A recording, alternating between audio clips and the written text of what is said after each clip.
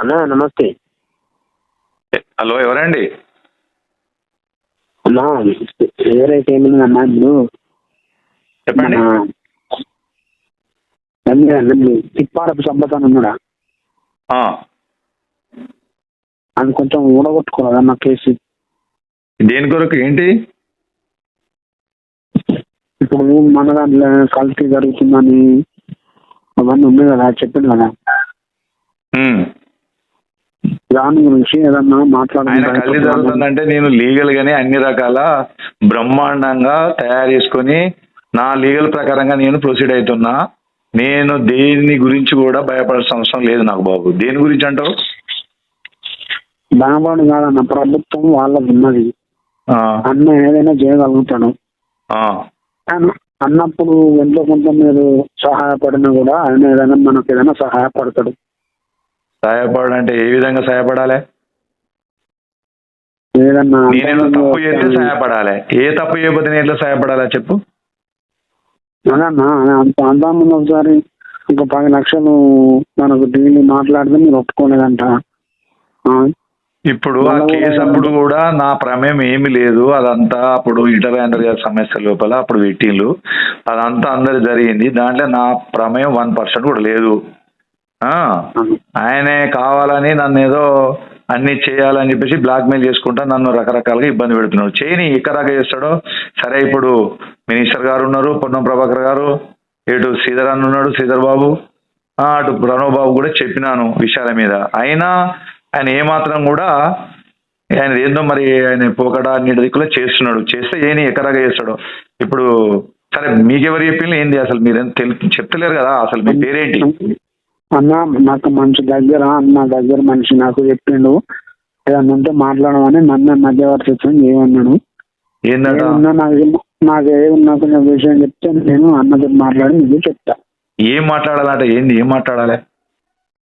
ఇప్పుడు ప్రభుత్వం మనకేమైనా సహాయం చేస్తే మనకు ఎప్పుడైనా కూడా మనం హెల్ప్ చేస్తాం. అట్లా ప్రభుత్వం సాయం అంటే ప్రభుత్వం ఇట్లాంటి పనులు చేయమన్నారా? ప్రభుత్వాలు ఇట్లాంటి పనులు చేయమన్నారా? ఏ ప్రభుత్వం అన్నా చేస్తుంది అట్లా? ఇప్పుడు నేను ఒక ఇండస్ట్రీ పెట్టి మంచి బ్రహ్మాండంగా 200 మందికి ఉపాధి ఇస్తున్నా. ఇంతకంటే చేయాల్సిన పని అయితే లేదు కదా. చేస్తాను ఆడలేం కదా మేము. ఏందంటే ఆయన కడుపు నొప్పి ఏంది అసలు? ఆయన బాధ ఏంది? మరి ఏం చేయాలా? ఇప్పుడు ఎంతో కొంత అన్నకి అన్న మాట్లాడి అది చెప్తే మీరు జోలికి రాకుండా నేను మాట్లాడే ప్రయత్నం చేస్తా. ఏంది పరిస్థితి ఏంది? నేనైతే రూపాయి ఇచ్చేది లేదు. నేను లీగల్ గా అన్ని రకాలు ఉన్నా, లీగల్ పరంగా నడిపిస్తున్నా, ఎక్కడ కూడా డీవియేషన్ లేకుండా ఉన్నా. నేనైతే 1 రూపీ ఇయ్యదలుచుకోలేదు. ఆయన ఏందో నువ్వు మాట్లాడు. మరి ఏందో నాకైతే తెలుస్తలేదు. నువ్వు మాట్లాడు. ఏందో ఏం మాట్లాడుతా అంటావు? ఏంది ముచ్చట? ఎంతో మందికి ఎన్నో చేస్తారు, అన్ని సహాయపడతారు. అన్నకు ఒక్కసారి అడుచుకుంటే ఈ జోలికి రాకుండా మేము మాట్లాడుతా ఉన్నా. ఏందది చెప్పు. మరి ఏందో మాట్లాడి చెప్తావా? చెప్పు, నీ ఇష్టం మాట్లాడి. కానీ నేనైతే రూపాయి ఇచ్చేదైతే లేదు. అది ఏం మాట్లాడుతావు మాట్లాడదు అంతే. అన్న అట్లా అన్నదన్న, ప్రభుత్వం మనం ఉన్నది కదా అన్న. ప్రభుత్వం ఉన్నది. ఈ ప్రభుత్వం నీ లేనా? అన్ని ప్రభుత్వాలలో నేను కూడా ఉన్నా కదా. ఏ ప్రభుత్వం లేవు మనం చెప్పు? కాంగ్రెస్ ప్రభుత్వం అట్లా మాట్లాడితే వేరే అవుతుంది అన్న. అన్నను కొంచెం చూసుకోవాలి. చూసుకుంటే ఏదన్నా ఉంటే మాట్లాడతా. నువ్వు అన్నను ఇవరకే రకరకాల నన్ను ఎన్నో రకాల బ్లాక్మెయిల్ చేసుకుంటే ఇబ్బంది పెట్టుకుంటేనే అన్ని రకాల పొల్యూషన్ కంట్రోల్ బోర్డులో పెడతాను, ఇక్కడ పెడతాను, అక్కడ పెడతానే ప్రాబ్లం చేసి 2018 కూడా ఇదంతా కథ చేసిండు. కథ చేస్తే కూడా అప్పుడు మాధవ మేడం ఉండే అవన్నీ చేసి పేపర్లు ఇస్తే వాళ్ళు చేసే పనులు వాళ్ళు చేసేళ్ళు. లీగల్గా నేను లీగల్గానే వెళ్తా. కానీ ఆయన రూపాయి ఇచ్చేయలేదు. ఎందుకు ఇవ్వాలనేది చెప్పు. నేనైతే రూపాయి ఇవ్వాలని అనుకుంటున్నా. ఎందుకంటే రూపాయి అయితే ఇంకొక మనిషి ఎవరో వస్తారు కదా. ఈయన తర్వాత ఇంకో తప్పు చేస్తాను నేను అని తెలిసి అట్లా రాదా చెప్పు నువ్వు? లీగల్కి వెళ్ళినా ఇల్లీగల్కి వెళ్ళినా కూడా ఏదన్నా కూడా అన్న ద్వారానే ఇది ఇక్కడ పనులు కావాలంటే. సరే, ఎందుకు నువ్వు మాట్లాడితే ఏం మాట్లాడుతావు మాట్లాడి. ఏమంటాడు అసలు? నీతో ఏం మాట్లాడినా అసలు ఏంది విషయం? అసలు నాకు ఏ విషయం చెప్తలేవు నువ్వు? ఎక్కడ ఇంత చెప్తలేవు. ఇదేందో కొత్తగా నాకు ముచ్చట. నేను ఎక్కడైతే ఎందుకన్నా నేను మాట్లాడిన ప్రాబ్లం సాల్వ్ చేసే పరిస్థితి వెళ్దామని నేను ఫోన్ చేసిన. ఏమంటుండు అసలు? ఏమంటుండు? ఏందట ఆయన ఉద్దేశం ఏంది? అన్న నీకు ఇంతకుముందు ఒకసారి చెప్తున్నాను 15 లక్షలు దాకా ఇవ్వమంటాను. 15 లక్షలా? 15 లక్షలే ఎందుకు ఇవ్వాలి? 15 లక్షలు 10 పైసలు ఇచ్చేయలేదు, 10 రూపాయలు ఇచ్చేయలేదు. ఏం చేస్తావు చేసుకోమను. పెద్ద సంస్థలు అట్లా మాట్లాడదన్నా, పెద్ద సంస్థలు మీరు కదా. పెద్ద సంస్థలు అయితే మేము లీగల్ గా చేస్తున్నాము, ఇల్లీగల్ కాంట్రాక్ట్ ఇల్లీగల్ బిజినెస్ చేస్తున్నాడు ఎవడన్నా భయపడతా? నేను ఎందుకు భయపడతా బాబు? అన్నా చెప్పు, నేను ఎందుకు భయపడతా? 15 లక్షలు అంటానా నేను అన్నదా? 10 కాదు, 15 కాదని 10 లక్షల వరకు మాట్లాడి నేను చెప్పేస్తా అన్నా.